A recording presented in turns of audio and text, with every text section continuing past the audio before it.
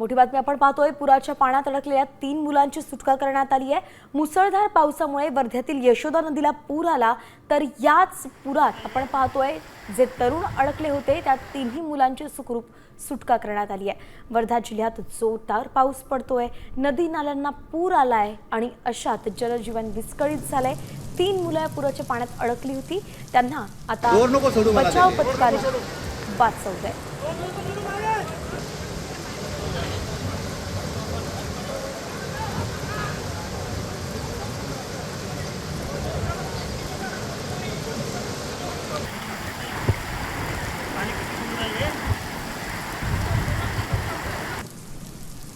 तर इगतपुरीमध्ये मुसळधार पाऊस बरसलाय आणि म्हणून भावलीचा धबधबा ओसंडून वाहू लागलाय। धबधब्याचा आनंद घेण्यासाठी मोठ्या संख्येने पर्यटक या ठिकाणी येतात। भावली धरणाच्या वरील भागातील डोंगरावरून धबधबा कोसळत असतो। इथे आनंद लुटण्यासाठी पर्यटकांची पावलं धबधब्याकडे वळतात।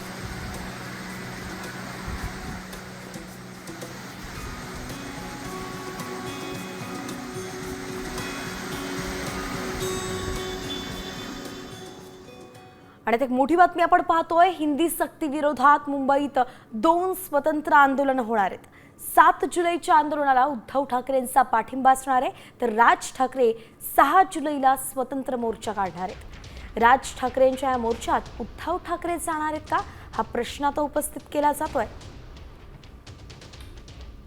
दोन्ही ठाकरे बंधूंनी मराठीचा मुद्दा पुन्हा एकदा उपस्थित केला आहे। हिंदी सक्तीला त्या दोघांचाही विरोध आहे आणि अशात आपण पाहतोय की आता थेट आंदोलन ते करणार आहेत, रस्त्यावरती उतरणार आहेत। 6 जुलैला राज ठाकरेंचा मोर्चा आहे। 7 जुलैचा पाठिंबा जो आहे तो ठाकरे सेनेनं दर्शवलेला आहे। त्यामुळे आता पाहावं लागणार आहे की एकमेकांच्या मोर्चात हे जातात का। राज ठाकरेंचा जो 6 जुलैचा स्वतंत्र मोर्चा आहे त्याला उद्धव ठाकरे जातात का, हे पाहणं महत्त्वाचं असणार आहे। राज ठाकरेंनी सर्व पक्षीयांना आवाहन केलंय की राजकीय जे काही मतभेद आहेत ते संपूर्ण दूर ठेवावे, राजकारण दूर ठेवावं आणि या मोर्चात सहभागी व्हावं। मराठी माणसासाठी या, हिंदी सक्ती विरोधात या, असं म्हणत त्यांनी सगळ्यांना आवाहन केलंय। त्यानुसार आता उद्धव ठाकरे या मोर्चात जातील का, याकडे सगळ्यांचं लक्ष आहे। मुद्दा एकच आहे, आंदोलनात 2 होणार आहेत, त्यामुळे ठाकरे बंधूंमध्ये आता मोर्चे काढले जात असल्याचं दिसतंय। दोन्ही ठाकरे बंधू आता मोर्चे काढताना दिसत आहेत।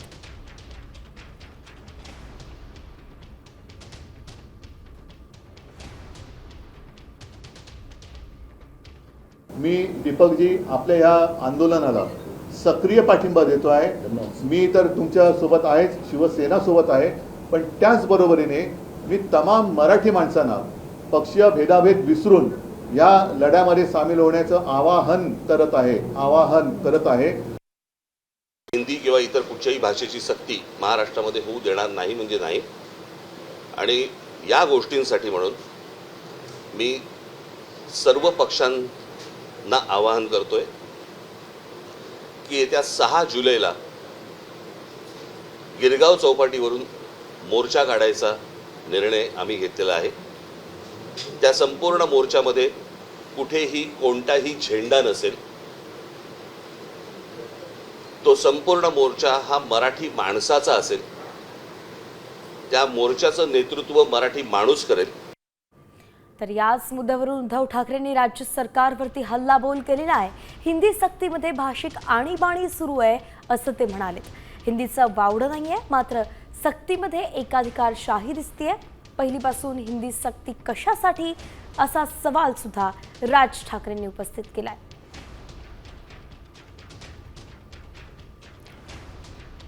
हिंदी सक्ती विरोधात आता दोन्ही ठाकरे बंधू आक्रमक झाल्याचं आपल्याला पाहायला मिळत आहे। आंदोलनं केली जाणार आहेत, आंदोलनाला पाठिंबा दिला जाणार आहेत, अशात सरकारलाही दोघांनी घेरलंय। अर्थ तुमचा जो एक छुपा एजेंडा आहे की कालांतराने ते त्यांच्या आधी होतं, एक निशाण, एक प्रधान, एक विधान म्हणजे मीच, हा जो त्यांचा आहे। आणि नड्डा जे बोलले होते की कालांतराने देशामध्ये एकच पक्ष राहील, म्हणजे हे सगळं एकाधिकारशाहीकडे यांचं ही वाटचाल सुरू आहे। कालच त्यांनी आणीबाणीला झालेल्या 50 वर्षाचा उल्लेख केला। आता ही भाषिक आणीबाणी ते लागतंय, ही भाषिक आणीबाणी आहे आणि त्याचा विरोध हा आम्ही तर करणार आहोत। असं काय हिंदीमध्ये ठेला टाकायचंय, म्हणजे काय करायचंय का? डायरेक्ट आता 1ली ते 5वी हिंदी घेतलं की लगेच हिंदी चित्रपट सृष्टीमध्ये आम्हाला काम मिळणार आहे काय? तुमचं काय वाकडं झालं? 5वी नंतर हिंदी आणि संस्कृत हे ऑप्शनल भाषा होत्या ना. याच्यात आजपर्यंत सगळ्या शिक्षण पद्धती सगळेच जण त्याच्यातच तयार झाले ना. 5वी नंतर हिंदी घेऊन, मला असं वाटतं हिंदी घेऊन म्हणण्यापेक्षा हिंदी ऑप्शनल असताना हिंदी संस्कृतमध्ये शिकून दादा भुसे झाले की शिक्षण मंत्री? मग विचारलं होतं त्या काय क्रेडिट रेटिंगमध्ये दादा भुसे स्विमिंग येतं का म्हणून? एकंदरीतच हिंदी सक्ती विरोधात ठाकरे बंधूंनी एल्गार पुकारलाय. त्रिभाषा सूत्राच्या निर्णयाविरोधात कलाकार खेळाडूंनीही पुढे यावं असं आवाहन उद्धव ठाकरेंनी केलंय. तर 6 जुलैच्या मोर्चाला कोणाचा पाठिंबा मिळत नाही, मोर्चात कोण येत नाही ते बघतोच अशा शब्दांत राज ठाकरे कडाडे.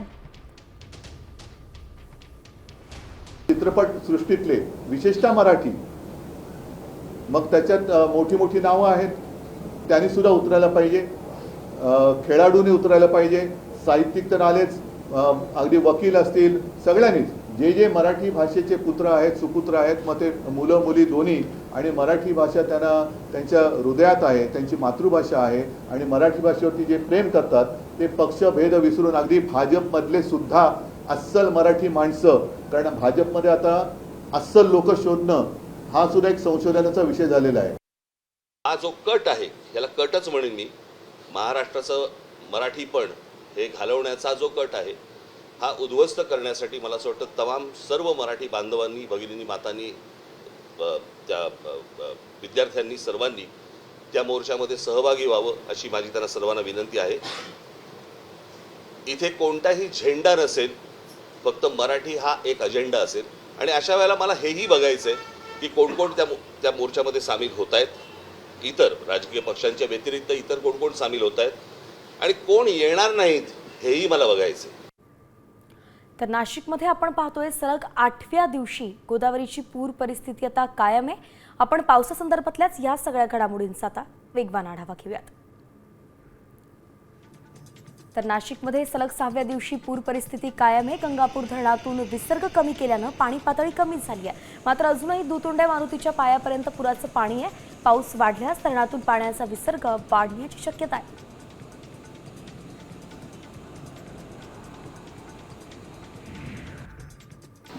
नाशिकच्या रामकुंड गोदाघाट परिसरात पर्यटकांची स्टंटबाजी दिसून येते. पुराच्या पाण्यातून बाईक चालवून हुल्लडबाजी करण्यात येते.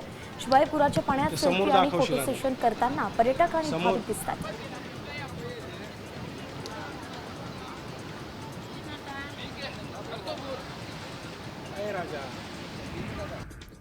नंदुरबार जिल्ह्यात सलग 3ऱ्या दिवशी पावसाची बॅटिंग सुरू आहे. सातपुड्याचा दुर्गम भाग असलेल्या दुर्गम भागात नद्यांना पूर देखील आलाय. महाराष्ट्र गुजरात सीमेवरती असलेल्या वरपळी नदीलाही पूर आलाय आणि त्यामुळे वरपळी गावातील अनेक घरांमध्ये पुराचं पाणी शिरलंय.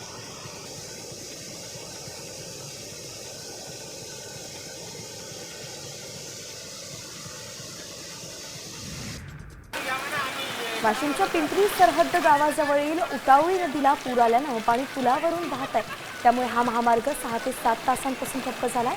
छत्रपती संभाजीनगर ते नागपूर महामार्गावरील वाहतूक जवळपास 6 ते 7 तासांपासून बंद आहे आणि म्हणून वाहनांच्या लांबच लांब रांगा या ठिकाणी पाहायला मिळत आहेत.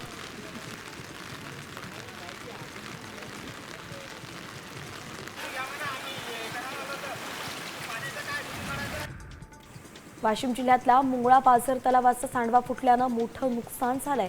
8 ते 10 शेतकऱ्यांचं मोठं नुकसान झालंय. जिल्ह्यात काल संध्याकाळपासून पाऊस बरसतोय, त्यामुळे लहान मोठे नदी नाले तुडुंब भरलेत. सांडव्याच्या दुरुस्तीसाठी शेतकऱ्यांनी निवेदन दिलेलं, मात्र त्याकडे प्रशासनानं दुर्लक्ष केलंय.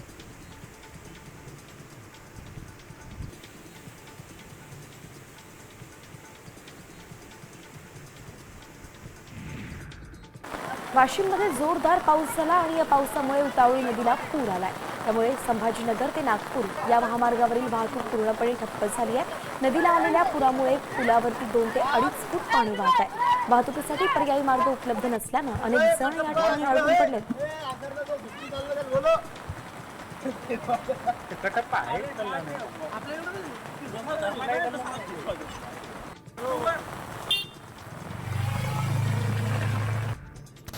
दडी मारलेल्या पावसानं अखेर जोरदार पुनरागमन केलंय. यवतमाळ जिल्ह्यात पावसाची जबरदस्त बॅटिंग सुरू आहे. काल रात्रीपासून सुरू झालेल्या मुसळधार पावसामुळे अनेक भागात शेतांमध्ये पाणी साचून नुकसानही झालंय.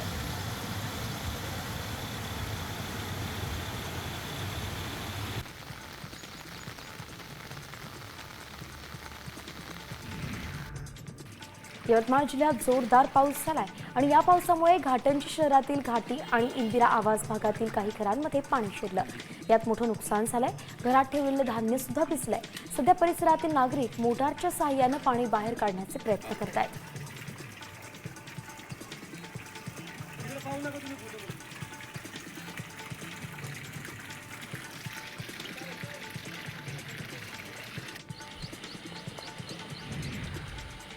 कोल्हापुरातील पंचगंगा नदीची इशारा पातळीकडे वाटचाल सुरू झाली आहे। पातळी 35 फुटांवरती पोहोचली आहे। राधानगरीसह 16 धरण क्षेत्रात पावसाचा जोर कायमच आहे।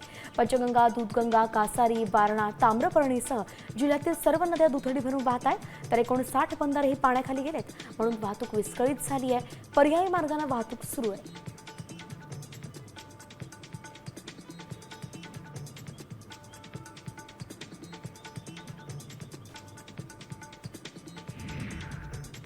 कोल्हापुरात पंचगंगेच्या पाण्यात इर्टिका कार अडकली होती।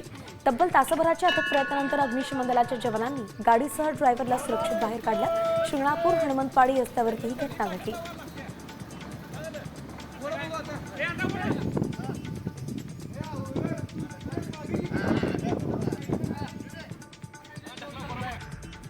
वर्ध्यात मुसळधार पाऊस पडतोय। अल्लीपूर पाणीपुरवठा योजनेसाठी बंधाऱ्याच्या पाट्या काढल्या नसल्यानं पूर आलेला आहे। यशोदा नदीला आलेल्या या पुरामुळे अलमढोह आणि अल्लीपूर मार्ग बंद झालाय।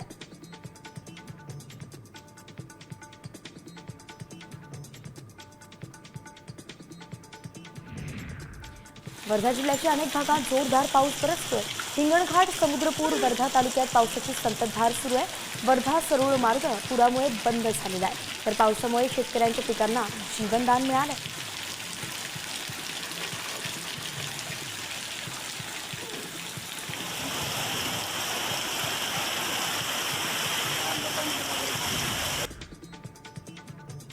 पुरामुळे बुलढाणा जिल्ह्याचा वाशिम जिल्ह्याशी संपर्क तुटला आहे। बुलढाण्यात संततधार पाऊस सुरू असल्यानं नदी नाले अगदी ओसंडून वाहत आहे। त्यामुळे कास, मादणी आणि आरे गावातील नदीला पूर आलाय। परिणामी जनजीवन विस्कळीत झालंय।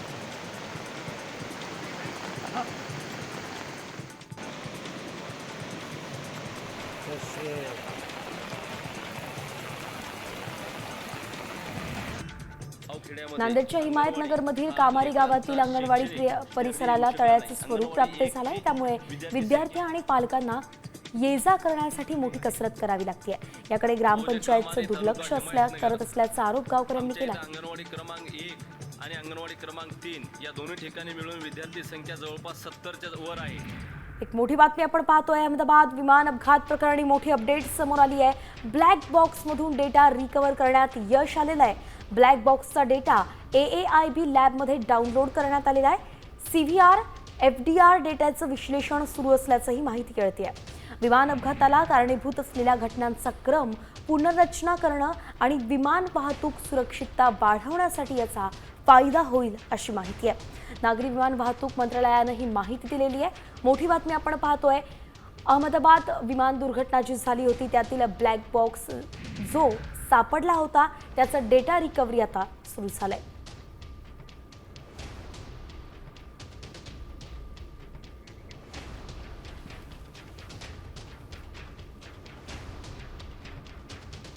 आणि यानंतर आता पुन्हा एकदा बातम्यांचा वेगवान आढावा।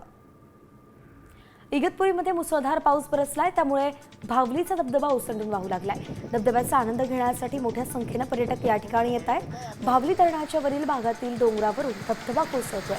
इथे आनंद लुटण्यासाठी पर्यटकांची पावलं धबधब्याकडे वळत आहेत।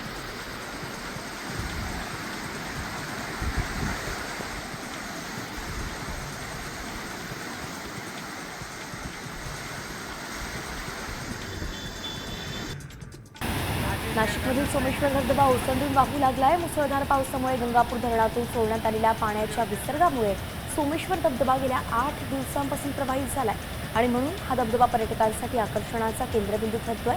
धबधब्याचा आनंद लुटण्यासाठी पर्यटक गर्दी करत आहेत।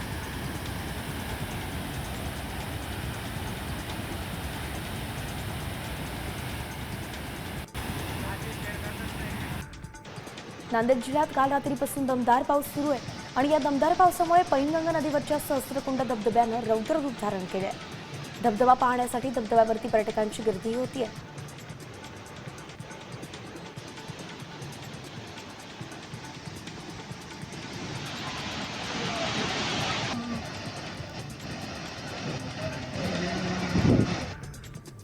शिराळा तालुक्याच्या पश्चिम भागात मान्सूनच्या 1 महिना अगोदरच भरपूर पाऊस झाला. नद्या दुथडी भरून वाहू लागल्या आहेत. मोठमोठे डोंगर, धबधबे, हिरवे डोंगर, मोठ्या प्रमाणात असणारी झाडं झुडपं असं मनमोहक चित्र या ठिकाणी पाहायला मिळत आहे.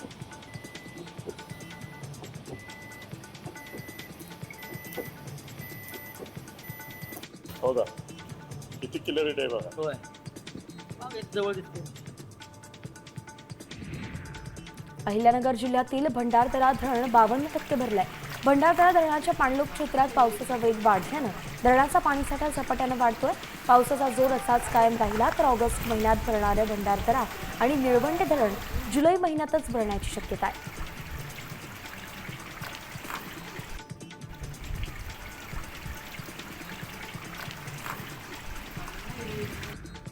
शिरण तालुक्यात पर्यटकांना भुरळ घालणारं निसर्गरम्य रानसई धरण ओव्हरफ्लो झालंय तर चिरनेर गावातील अक्कादेवी धरणही ओसंडून वाहू लागलंय आणि या परिसरातील निसर्ग सौंदर्याचा अनुभव घेण्यासाठी आणि पेसळणाऱ्या पाण्यात भिजण्यासाठी हजारो पर्यटकांची पावलंही इथे वळत आहेत.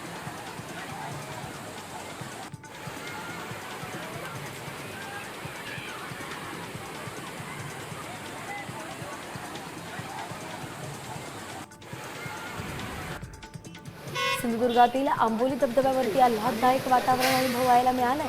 महाराष्ट्राची चेडापुंजी अशी ओळख असलेला आंबोली धबधबा पर्यटकांना आकर्षित करतोय. वीकेंड नसताना सुद्धा अनेक पर्यटक आंबोलीत दाखल झाले.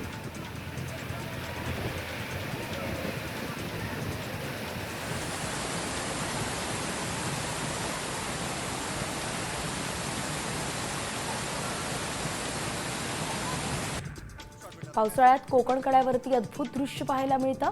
कोकण कड्यावरून जेव्हा पावसाचं पाणी कोसळतं तेव्हा वेगानं वाहणारा वारा पाण्याला पुन्हा वर ढकलतो. हाच रिव्हर्स वॉटरफॉल पर्यटकांचं आकर्षण ठरतोय.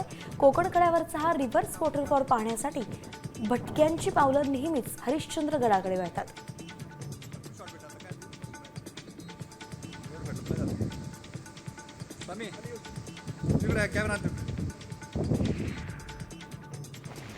रत्नागिरीच्या गुहागर वेळणेश्वर समुद्र किनाऱ्याला लाटांचा तडाखा बसलाय. मोठमोठ्या लाटांमुळे लगतच्या बागायतींनाही धोका निर्माण झालाय तर किनाऱ्यालगतच्या घरांनाही संभाव्य धोका असल्यानं प्रशासनानं सतर्कतेचा इशारा दिलाय.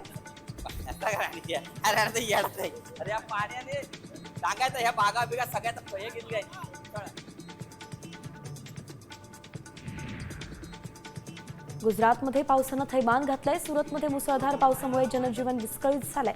पोलीस ठाण्यात 4 ते 5 फुटांपर्यंत पाणी शिरलं त्यामुळे ठाण्यातील अनेक महत्त्वाच्या फाईल्स वाहून गेल्या. जेसीबीच्या साहाय्यानं पोलीस स्टेशनमधील सामान बाहेर काढण्यात आलं.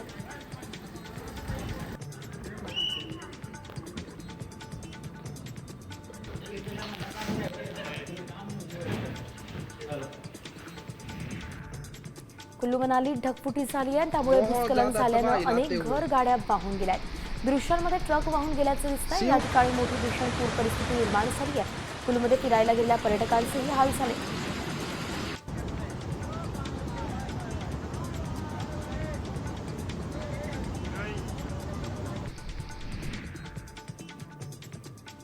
सातपुड्यात 3 दिवसांनंतर पावसानं विश्रांती घेतली आहे आणि म्हणून पेरणीला वेग आलाय. सातपुड्यात अजूनही शेतकरी पारंपरिक पद्धतीनंच शेती करतो. बैलजोडीच्या साहाय्यानं पेरणी सुरू आहे. मका, ज्वारी, सोयाबीनचा पेरा सातपुड्यामध्ये यंदा अधिक असणार आहे. मुसळधार पावसानंतर सातपुड्यात पेरणीला वेग आलाय.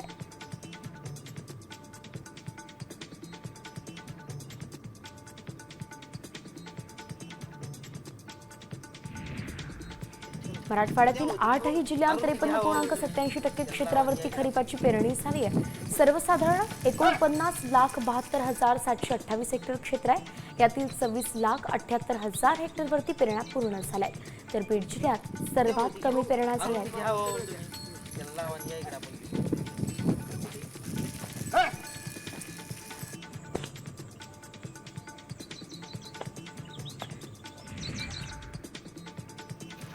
रायगडमध्ये भात शेतीच्या लावणीची कामं सुरू झाली आहेत. अवकाळी पावसानं भात शेतीच्या पारंपरिक पद्धतीनं होणाऱ्या कामांचा खोळंबा झाला होता पण पावसाच्या लहरीपणावरती मात करत रायगडमध्ये भात शेतीच्या लागवडीला सुरुवात झाली आहे.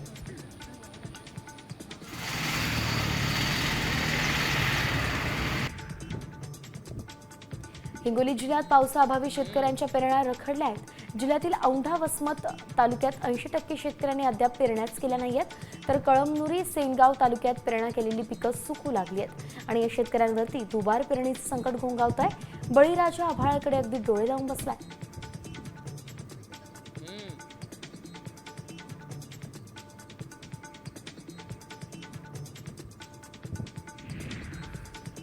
नांदेड जिल्ह्यात 15 दिवसांपासून वादळी वाऱ्यासह झालेल्या पावसामुळे 4790 हेक्टरवरील फळबागांचं नुकसान झालं. दरम्यान या नुकसानीमध्ये 7498 शेतकऱ्यांचं नुकसान झालंय. प्रशासनाकडून नुकसानग्रस्त पिकांच्या भरपाईसाठी 100 कोटी 76 लाखांची शासनाकडे मागणी करण्यात आली आहे.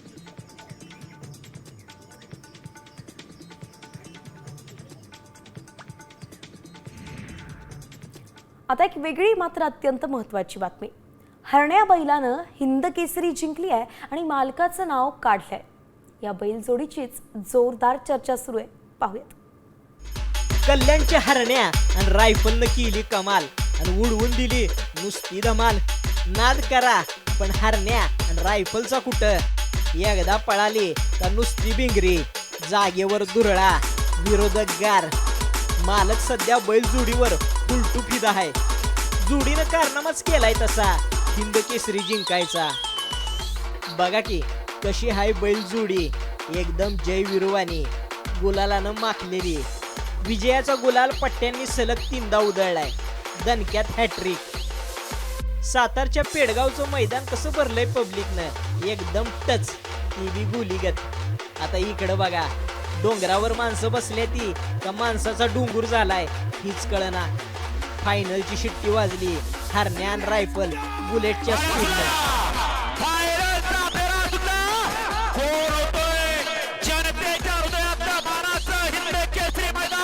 सुसाट दणक्यात त्या टोकाला आणि विजयाची माळ गळ्यात. पट्ट्यांनी पहिल्या नंबरचं 1 लाख रुपयाचं बक्षीस मालकाला जिंकून दिलंय, ती बी 2000 बैलातनं. गळ्याच्या गोठ्यात बक्षिसाचा ढीग लागलाय. एखाद्या खेळाडूच्या घरात असतो तसा. मालक हरण्या आणि रायफलवर जीव वावाळून टाकतोय. शेवटी बैल ही दौलतच असते. उगं कोण म्हणत नाही एकतर दावणीला असावं. अजय दुधाने, साम टीव्ही. आणि यासह बुलेटिनमध्ये एक छोटासा ब्रेक.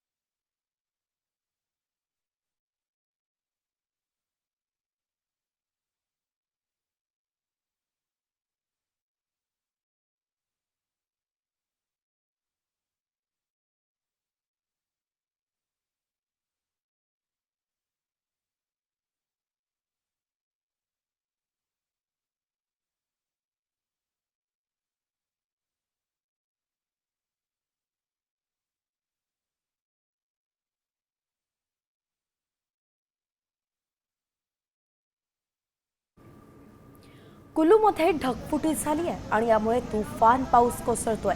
या पावसामुळे आलेल्या पुरात लाकडाचे ओंडकेही वाहून गेले. दृश्य आपण साम टीव्हीवरती पाहतोय. सगळीकडे सामान अस्तव्यस्त झालंय. कुलूमध्ये ढगफुटी सदृश्य पावसानं जनजीवन पूर्णतः विस्कळीत केलंय.